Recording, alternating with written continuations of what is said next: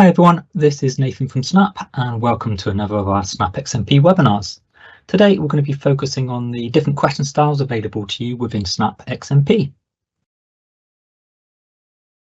As well as taking you through the different question types and styles available, I'm going to look at some ideas of why different question styles might be used and aim to give you some advice on how to keep your respondents engaged throughout the survey, with the aim of reducing the number of people who drop out partway through. When thinking about designing your questionnaires and forms, there are, of course, lots of things to take into consideration. What are you trying to find out and why? So this is probably the most obvious question, but equally often the least asked question when creating a questionnaire. Take a step back and ask yourself what data you might get back from a question and what you might be able to do with it. If the answer is, I'm not sure, then the simple response is remove it from the questionnaire. This is something which, as survey experts, I don't think we do enough. So question the person who's asking you to create the questionnaire in the first place. If not, the danger is that we've got a huge number of questions which probably don't flow and, more importantly, aren't actually used at the end for anything. How long should the survey be and how long or how will it be completed? These are both very much intertwined. If someone's completing a questionnaire on their phone, which realistically accounts for a very large proportion of most surveys, especially if your questionnaire has been emailed or texted out to them, it's quite likely that you've just interrupted them. So you need to get the information from them as quickly and concisely as you can. In previous webinars, we've discussed using routing and masking to assist with this. But we've also got the option to hide certain nice to know questions if you know that the survey is going to be viewed on a smartphone or in a scenario where time is of the essence. Who is your audience? It's vital to consider the terminology and language used throughout your survey. Word images and image-led interactive questions help, or perhaps in some circumstances they might actually hinder the respondent. How might the respondent benefit? So consider the reason behind why a respondent might feel inclined to complete your survey. If there isn't much perceived benefit to them, then you're already up against a losing battle. But this is where keeping them engaged is more important than ever.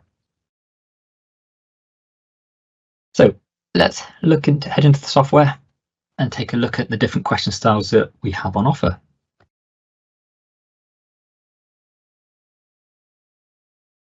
The format today will be me working my way through a live questionnaire, which has got lots of different question styles on display. For some of them, I'll take you into the survey within Snap itself and show you how the question is set up, and we'll discuss a few benefits or perhaps things to be aware of. I'll be showing you the questionnaire in both Snap XMP desktop and also sometimes in Snap XMP online, as occasionally the way a questionnaire or question type or features added will differ between the two different platforms. But most of the time, I'll be concentrating on the desktop platform. Initially, though, we're going to have a look at this survey, the actual live survey within Snap Online. So if I go into my course evaluation survey, go to the Collect tab, and we can either run the live survey or I'm just going to launch a preview today. And this survey is available to view on our website, and I'll be giving you a link to it at the end of today's session. It is a sort of long and fairly comprehensive example of the different question styles and available in Snap, and does include an extensive display of functionality throughout the survey and particularly towards the end. For this reason, you have got the option to jump to a particular section. And then we can also start back again at the beginning. Equally, like we're going to do today, we can just work our way from sort of start to beginning. Okay, so go into the survey. I'm going to skip over the first couple of pages because they're just talking about the different note variables and also just mentioning about the fact that we've got a text-only link at the top.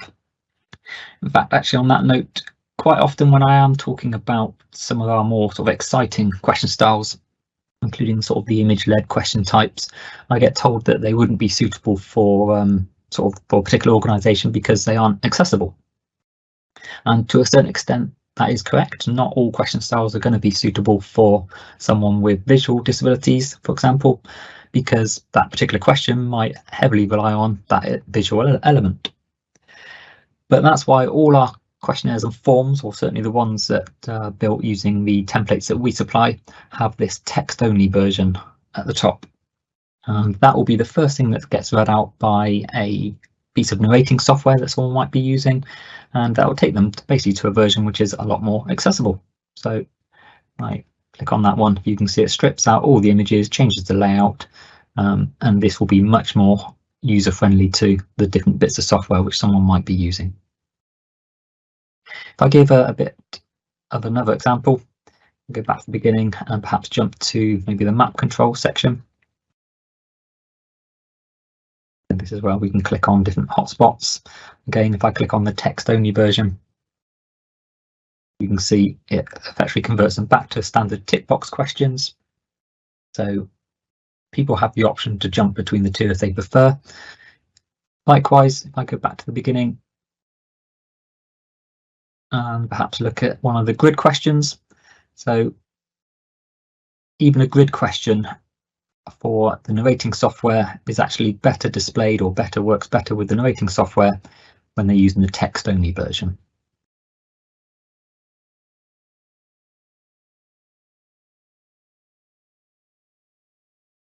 Okay, but let's go back to working our way through the survey. I'm going to jump straight to the dates and times to begin with. So these are just standard questions which use the native device control to bring up either a calendar or a clock. And by native device control, if I'm using my iPhone, it's going to be the Apple calendar. If I'm using my Samsung, it's going to be the Android equivalent. Now, my colleagues are probably laughing right now because I'm actually the very last BlackBerry phone user in the world.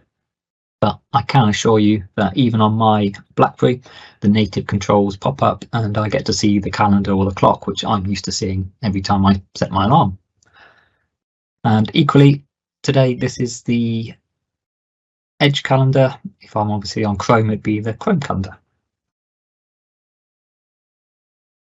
I'll skip through the single choice and multi-choice questions, apart from just sort of highlight again that it's useful to put these in sort of alphabetical order just to make things easier to find. We've also got exclusive use in there, so if they choose none of the above, it doesn't let you choose other things as well. Drop-down questions, really useful if you've got a much larger list of options available. Again, you can see I've put this in alphabetical order, but what I've done is made sure that the other remains at the bottom. So equally, if you had none of the above or other or don't know, you'd want them all to, those ones to appear at the bottom. This one's got some routing set up. Now, with grid questions, so here I've got a series of grid questions. In fact, I've actually got two sets of questions. I've got one about importance and one about satisfaction. But I've made use of a feature called compound grid, which basically merges these into sort of one grid, if you like. So we're not having to ask, what did you think about the importance of the course content? And then a bit later, what did you think about the satisfaction for the course content?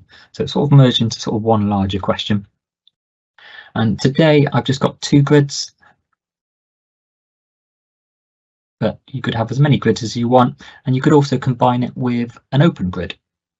So it might be that I've got a question about importance, a question about satisfaction, and then maybe an open grid asking me how much I spent.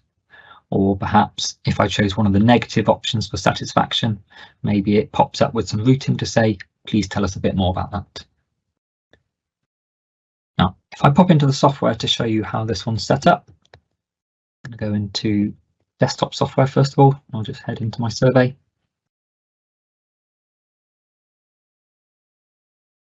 To the grid questions.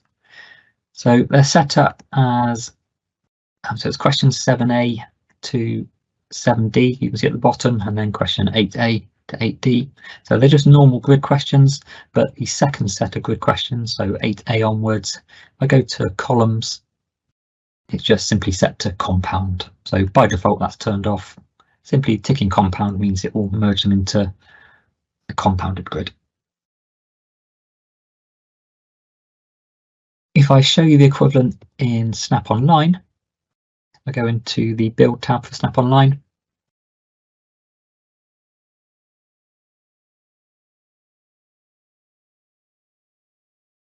So this is quite a big survey, so it's just loading up.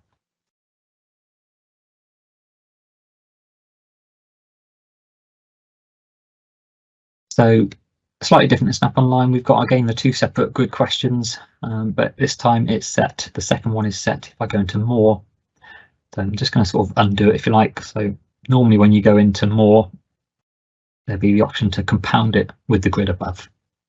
So likewise, if I had 2 or 3, or maybe I said an open list of open questions below, it'd be also compounding that follow-on question as well.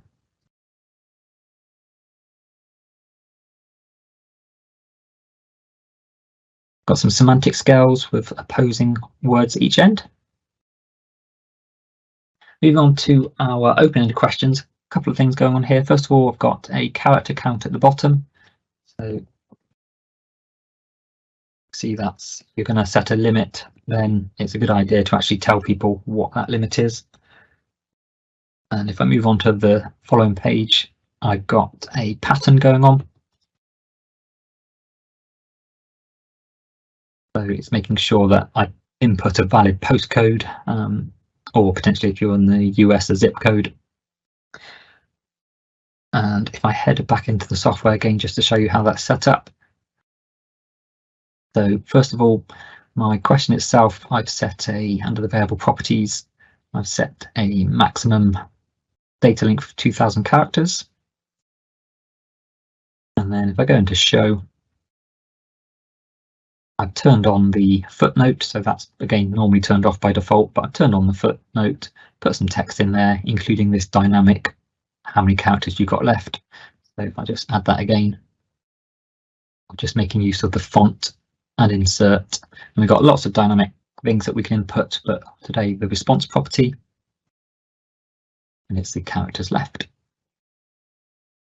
So anything blue is dynamic. Down the bottom, the following question was the postcode question. So again, right click, variable properties, and in this one I applied the postcode UK pattern. But as I said, lots of different patterns in there, including zip codes and Canadian postcodes, as well as email patterns, all kinds of different ones. Plus you can create your own as well. And you notice this one also has some placeholder text. So again, that's just showing the placeholder text. And it's taking the text from the footnote. So if I turn it off, you can see it disappears. So sort of also sometimes known as ghost text. But if I again right click, variable properties, and it's yes, the footnote, which is the sort of grayed out text there. Moving back into the live survey. We've got some validation and calculations going on here with the open series type questions. So I type in 1, maybe 3. You can see it's doing some adding up going on there. Now, I'm not going to sort of go into sort of how I'm doing all these, because a lot of these I've actually covered in fairly recent webinars, which you can view again on our website. And again, I'll show you those at the end of today's session. Likewise, we've got our inline questions. So in the previous example, when I took other, the sort of if other please specify appears below, so almost like a separate question. In fact, it is actually a separate question, but it very much feels like a separate question here. Whilst with an inline question, the sort of if other appears alongside, which again just sort of keeps the attention. Our drag and drop question styles are both engaging, and if you combine them with the ranking option, which is what we're going to do here, it also makes sure that the data that you get back is nice and clean, because it's impossible in this example to choose more than, so I'm asking for the top 3. It doesn't let me choose any more than 3. Equally, it doesn't let me choose any more than 1 as my number 1 and 2 one is my first, one is my second, one is my third. I can move them around, but yes, what I can't do is go wrong effectively. Obviously, this is a different sort of question, so I can add more into number one, more into number two, etc. Again, if I just pop back into the desktop software to show you those ones. So they actually start out as normal grid questions, but they've been using the show feature to turn on the drag and drop feature. So again, if I turn it off just to show you what it looks like before, so it's 5 options across the top, as many as you like down the side, and I've just turned it on to drag and drop, and it's set to categorize. Whilst the one where I was asking for a maximum of 3, again, drag and drop, this time set to rank. Difference being that I've got as many as I want down the side, but only the 3 across the top.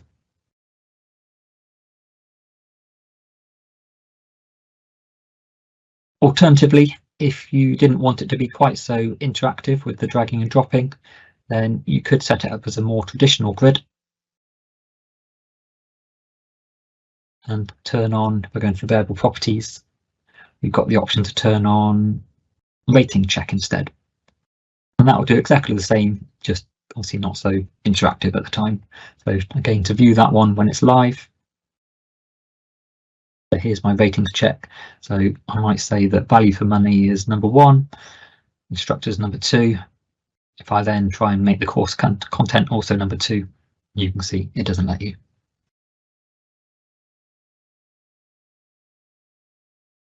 But as I said, with the drag and drop, I would suggest it probably makes it a little bit easier to fill in than doing it this way.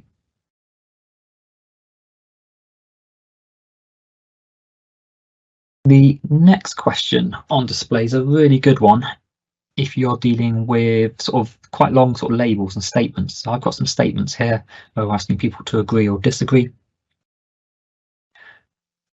And as I said, it works particularly well when you've got these much longer statements. So again, I'm just going to pop straight into the software to show you those.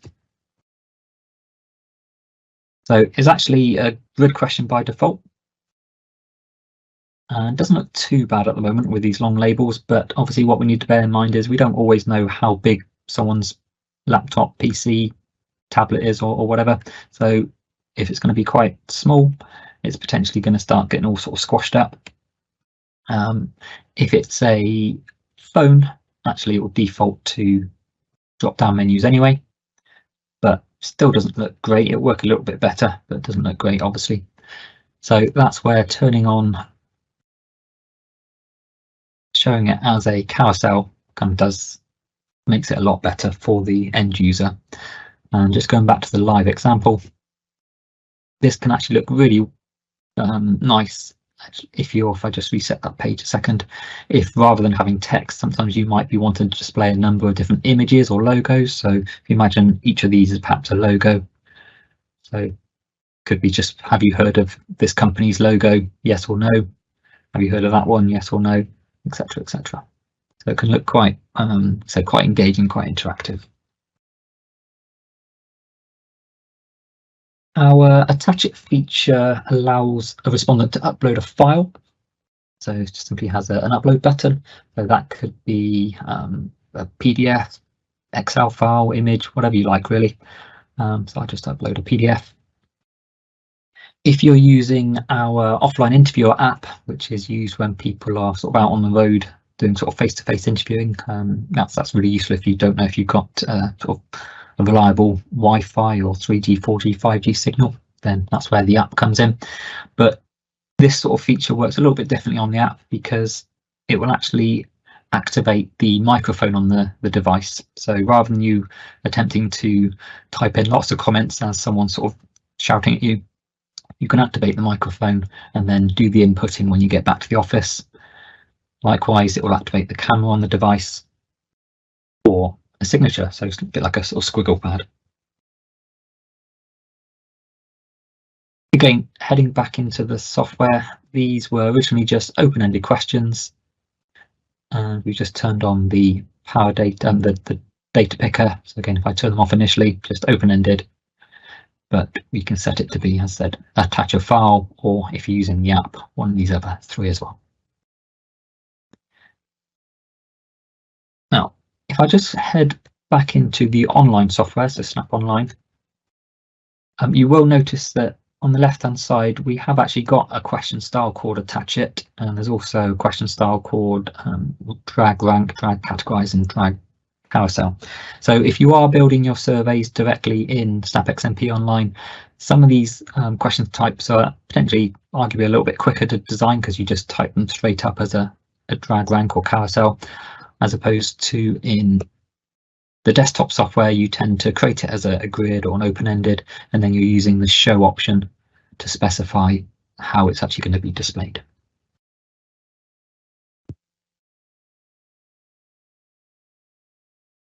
Moving on to our image-led question styles. These are a great way of bringing your questionnaire or form to life.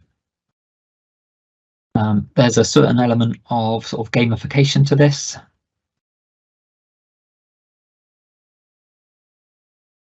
And it's a really useful and powerful sort of feature to sort of aid to the respondent, helping them to understand what some of these different options mean, or if nothing else, just to jog their memory and remind them what some of these things might be, or as I said, who your trainer was. You quite often forget names, you don't tend to forget faces. And again, remember, because there's that text only link, anyone that's using a text reader would actually see it as a standard tick box question anyway. Just going to head back into the desktop software. So again, it's making use of this show option. So this one is a map control. So again, I'll turn it off. It was originally just typed up as a tick box question. And obviously, if you've got paper surveys, then it will always be a tick box question.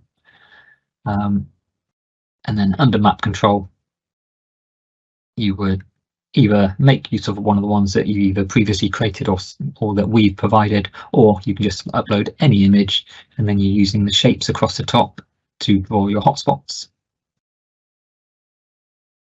Likewise for the slider controls, similar sort of idea, but this time you're not poking things, you're sort of dragging things. So again, we give you a number of different ones to sort of start off with, and these can all be sort of tweaked to your own preferences. But really the beauty in all the sort of sliders and map controls is just about you having the option, if you want to upload your own images and make it really bespoke for whatever project you're building.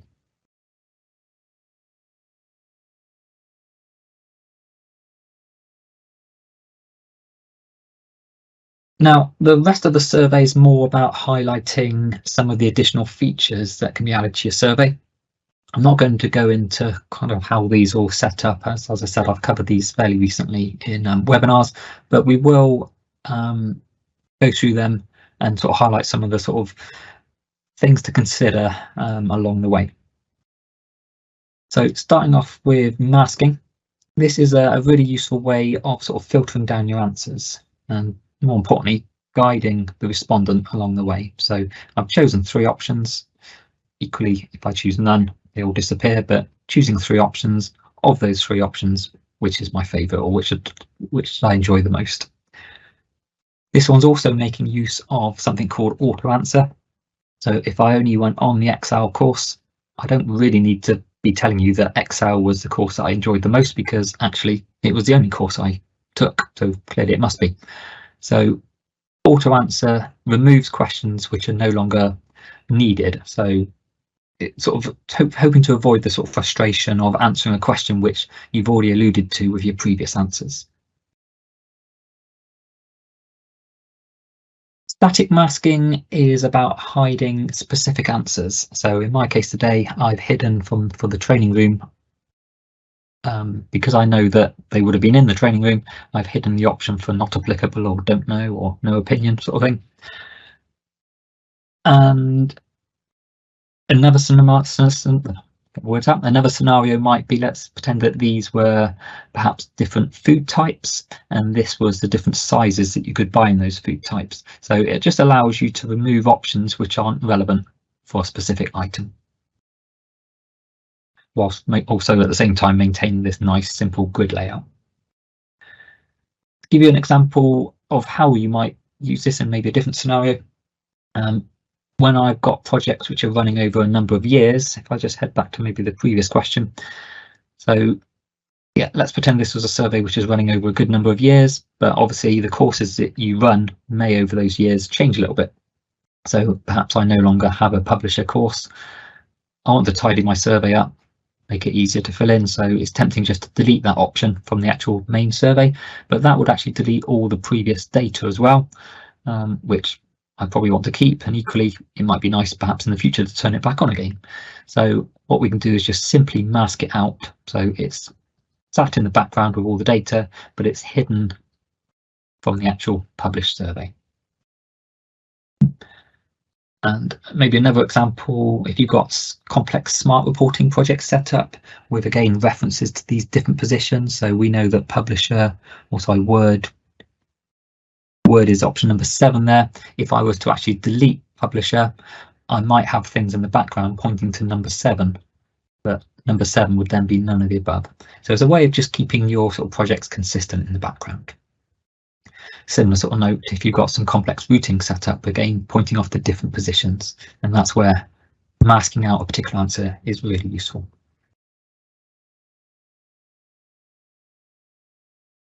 We've already talked about minimum, max and exclusive use, and validation patterns. This one, this next example has got quite a nice little bit of routing set up in there. So we're asking for 3 different words, or a minimum of 1, maximum of 3. So if I choose 3 words, I just move on. If I choose something else, I get what's the other word, and I'll move on. If I go back,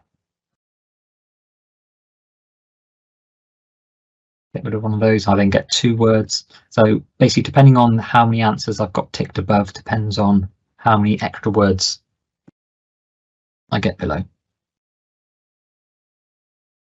Okay. And again, here I'm avoiding bias by putting all these in a different order each time that the survey's seen. A timer, that's a useful one. You can add limits to how long someone can stay on a page, or in my case, in fact, that's what I'm doing. I'm saying you've only got, you've started on 2 minutes, but I'm obviously counting down, or you can force people to stay on a page for a particular period of time. Now, this might seem a bit of an odd thing to want to do, but to give a real life scenario, I run a children's football club, and as part of that, every couple of years I have to do an online sort of survey, which basically involves watching some very mundane videos followed by some very obvious questions, such as, was it okay for the coach to swear at the player? Now, having run the football club for about 10 years, and to be honest, even if I hadn't, I can answer all the questions without watching any of the videos whatsoever, and quite often that's what I do. I just flick through the videos, moving on straight onto the questions, where really the form that they're using should force me to at least pretend I watched that video. So it should keep me on that page for at least the duration of that video before I can move on. Now, just in case the FA is listening in, of course, I did make that up for the purpose of a nice example. But moving back on with this one, so I've also got some routing set up. So if I have a guess at Control Y for a page break, I get a message saying, unfortunately, that's not right, and that's the right answer. If I choose Control Shift B, I get the message saying it's correct. And obviously, if this was a quiz, what we'd probably do is disable the back button.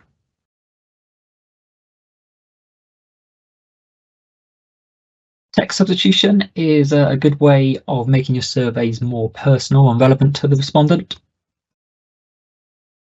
And in this example, I've combined it with a little bit of masking. So again, I'm reducing the options available for the follow-up questions.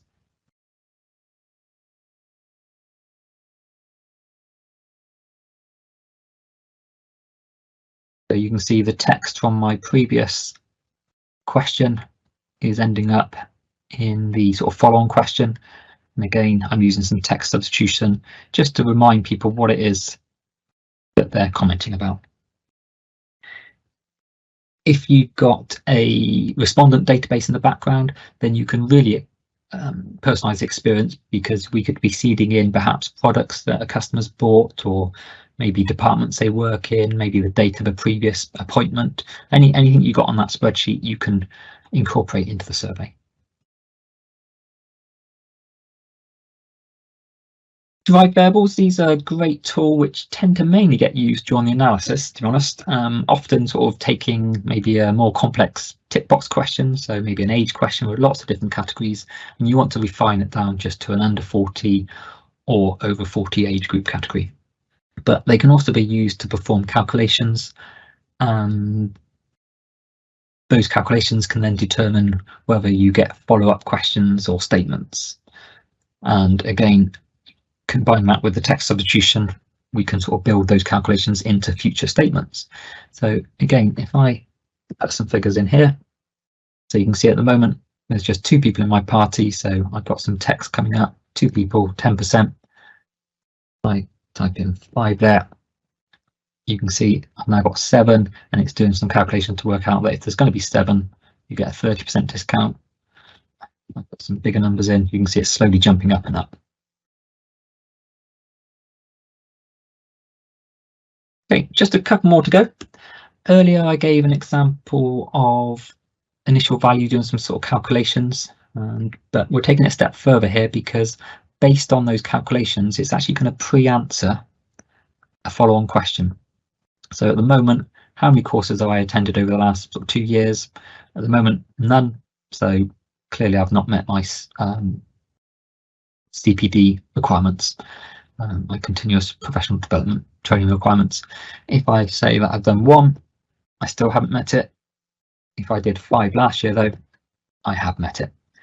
Now obviously, again, just to demonstrate this nice and easily, I've left this on the same page. You might decide to actually put a page break on there, so they're not quite so obvious that what they're doing here is affecting what they're seeing on the page below. I've given the respondent the option to effectively override if they want to, but we could leave this as a read only. So once it's calculated, you cannot edit that.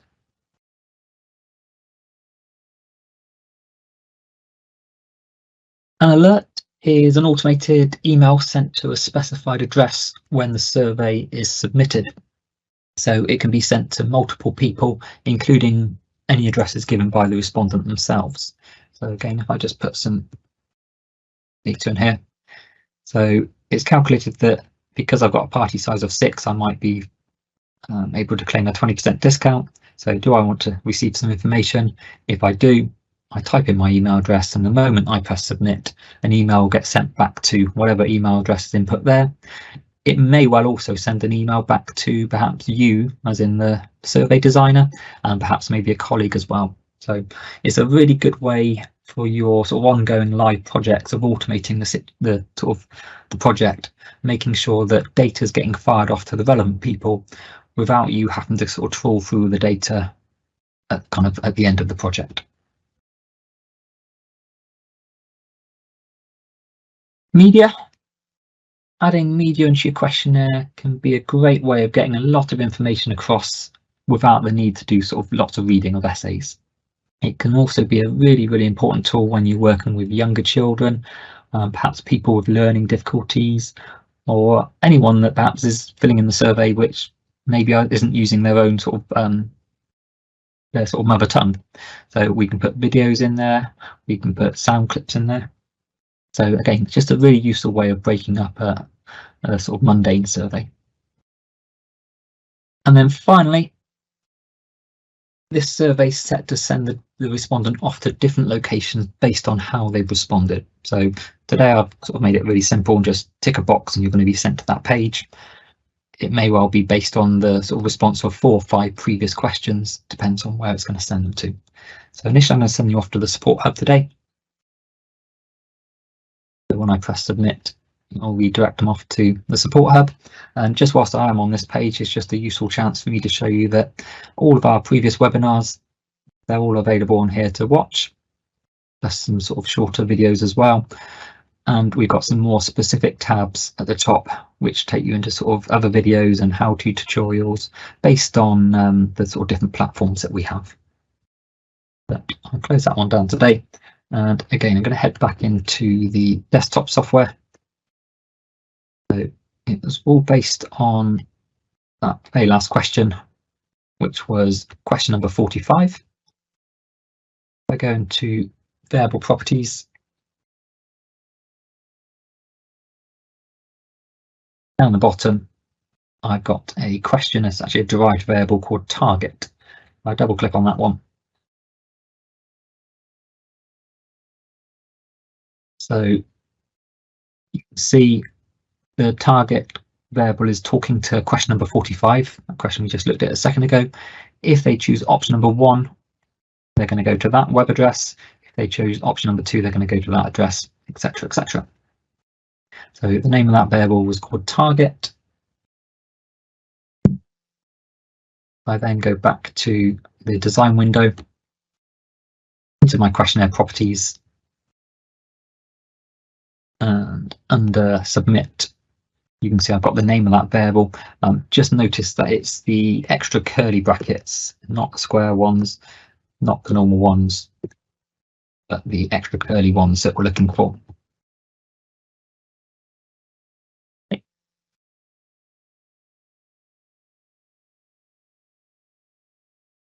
Now, if you're running surveys in multiple languages, so you've got a question at the beginning sort of saying, do you want to fill this in English, French, Chinese, etc., etc., then this is a really important feature to make sure that when they press submit, that they're sent to a thank you page or a page wherever you want to go, which is in the same language as the survey they've just completed. Now, I don't actually have a survey in a different language, or this survey isn't in a different language, but if there was, if I was to go into the variable properties, so into the variables window, there would be one of these id.questions at the top called id.language, and it would have number 1 for, let's say, English, number 2 for French, number 3 for German, etc. So we'd be referencing the answer to that in my derived variable. So or maybe a more elaborate example, you've got the option, if you wanted to send them off to maybe a follow-on survey, so when they press submit, they might be fired off to a follow-on survey straight away. And again, what you could actually do is seed some data in from the original survey into the follow-on survey, so they're not having to kind of re-input the data that they've already told you. Okay, so hopefully that's introduced you to a few new question styles and possibly some nice new features that you can make use of. Making the effort to create an engaging survey that is timeless or seamless to complete obviously does take a little bit more time and effort and thought, but it really will help you avoid the frustration on the part of your respondents, and that will hopefully lead to getting more surveys fully completed, reducing the number of inevitable dropouts. On screen there now, there are a few QR codes. The one on the left will direct you to a page on our website which covers the different question styles available in Snap.